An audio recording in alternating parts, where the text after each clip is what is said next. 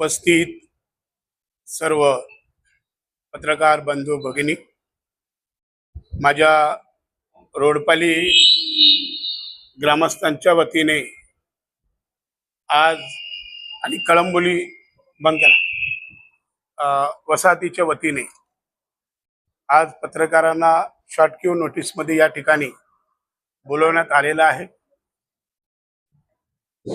या बैठकीस उपस्थित माझ्या गावचे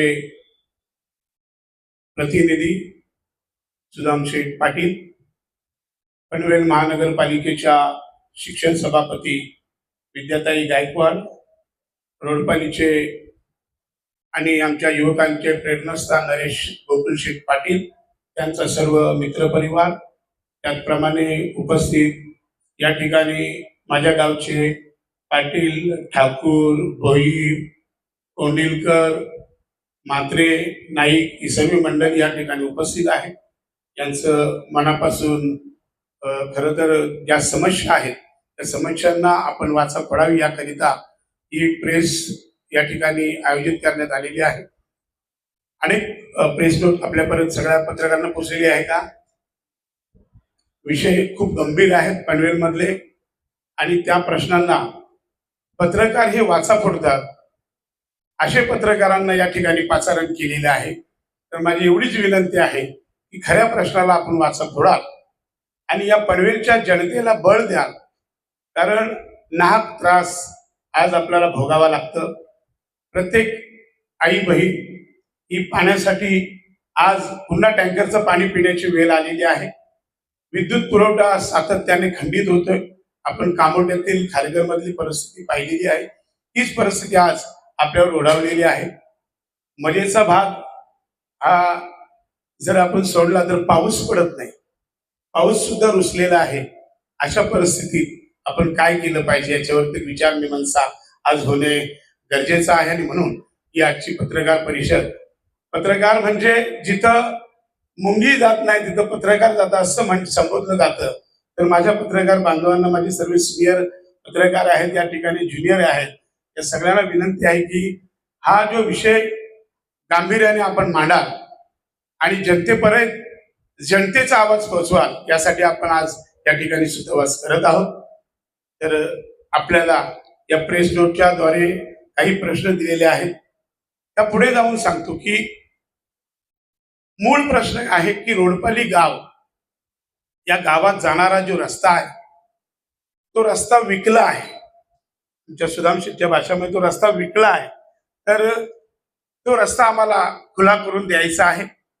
वडिलोपार्जित जेव्हा मनुष्य या धर्तीवर लोक पावला, मनुष्य या धर्तीवर जन्म घेतला, तेव्हापासूनचा रस्ता या बिल्डरांच्या माध्यमातून बंद केलेला आहे।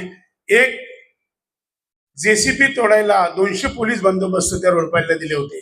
म्हणजे ही एक भयान बाब आहे। म्हणजे पोलिसांना पुढे करून जनतेला, स्थानिकांना घाबरवून अशा पद्धतीची ही भूमिका जर हा प्रशासन घेत असेल तर ही मतलब खेदजनक बाब आहे।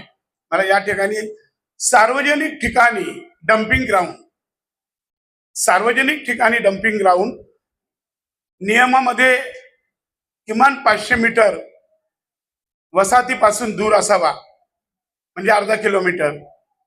परंतु असं नसताना जिथं माझ्या गावचा, ज्याला आम्ही बाबदेव आमचे कुलस्वामी म्हणतो, मससराला, अशा आमच्या मससराच्या देवासमोर पलीकडे बाबदेव आहे, अलीकडे मससर आहे, अशा देवाच्या प्रार्थनीय जे स्थळ आहे, आमचा तलाव आहे, त्या तलावाच्या समोर हा डम्पिंग ग्राउंड, लोकांना सकाळी ते वॉकिंगला लोक जातात, सिनियर सिटीजन जातात, त्यांना अनेक वेदना याच्या संदर्भात भोगाव्या लागतील। डासांचं प्रमाण वाढेल। माझ्या कळंबोलीतलेही काही पत्रकार आहेत, त्यांना मी हेतू पुरस्कार या सांगणार आहे की तुम्ही देखील आवाज याच्यावरती उठवला पाहिजे आणि सातत्याने आवाज उठवला पाहिजे। आणि हा डम्पिंग ग्राउंड तिथं आल्यामुळे काय होणार आहे, टक्क्याची परिस्थिती काय झाली, आणि हा डम्पिंग ग्राउंड कुणाच्या स्वार्थासाठी जवळ छोट्या गाड्या यायला पाहिजेत म्हणून लावतात, कॉन्ट्रॅक्टरच्या साठी, जनतेच्या साठी की प्रशासनात बसलेल्या अधिकाऱ्यांसाठी। मग असा डम्पिंग ग्राउंड या ठिकाणून हटवला पाहिजे, त्याचं आरक्षण रद्द केला पाहिजे, रोडपालिका गावातील रस्ता हा खुला करून दिला पाहिजे. पाण्याचे जे प्रश्न आहेत, अनेक वेळा मी सुद्धा सभागृहात बसलेलो आहे, पाणी प्रश्न पेटवलेला मी जरी असला तरी पुरेसं पाणी आज नाहीये. आज कळंबोली, कामोटे, खारघर, ओल्ड पनवेलला किती प्रमाणात मिळतो मला माहिती नाही, पण काही पाण्याच्या ज्या टंचाई आहेत त्या संदर्भात नियोजन नाही, पण सीसीओसी पहिला दिली जाते. आज बिल्डरांना सीसीओसी पहिला दिली, पाण्याचं नियोजन नाही. आणि अशा परिस्थितीत पनवेलकरांनी करायचं काय? तो काहीतरी चॅनल आहे पनवेलकर काहीतरी कर, तर पनवेलकरांनी काहीतरी करावं अशी माझी विनंती आहे. आणि म्हणून या सगळ्या समस्या घेऊन आज समस्या अनेक आहेत, समस्यांना उत्तर नाही, समस्यांना उत्तर केल्याची टोपी दाखवली जाते. म्हणून पनवेल महानगरपालिकेच्या या प्रशासनाला जनतेची ताकद काय आहे ही दाखवण्याची वेळ आज आलेली आहे. आणि येत्या मंगळवार दिनांक 30 जून रोजी हा भव्य मोर्चा काढण्याचं आयोजन आपण केलेलं आहे. आणि हा मोर्चा माझ्या पत्रकार बांधवांना माहिती आहे, ज्यांनी ज्याला मला कव्हरेज दिलाय, फुटेज दिलाय, मोर्चा कसा असतो आणि मोर्चा कसा असेल याची तुम्हाला कल्पना आहे, पण प्रशासनाला असावी.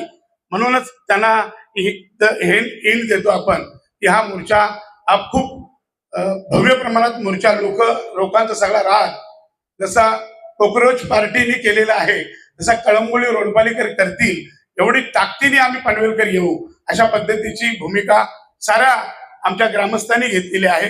पण तिथे असताना डॉक्टर असतील, वकील असतील, इंजिनियर असतील, कारण सोशल इंजिनिअरिंगच्या माध्यमातूनच हा मोर्चा आम्ही घेऊन येतो आहे. आणि या मोर्चाला आयुक्तांनी सामोरे जावं, त्यांनी प्रश्नता आम्हाला उत्तर द्यावं. मी अनेकदा म्हणतो की पत्रकार टिकला तर लोकशाही टिकेल आणि पत्रकारांनी लोकशाही टिकवण्यासाठी पुढे यावा हीच माझी विनंती आहे. आणि पत्रकारांनी खऱ्या अर्थाने आज हा आवाज तुम्ही लोकांच्या पर्यंत पोहोचवला पाहिजे अशा अपेक्षेने मी तुमच्याकडे आज सुतोवाच करत आहे.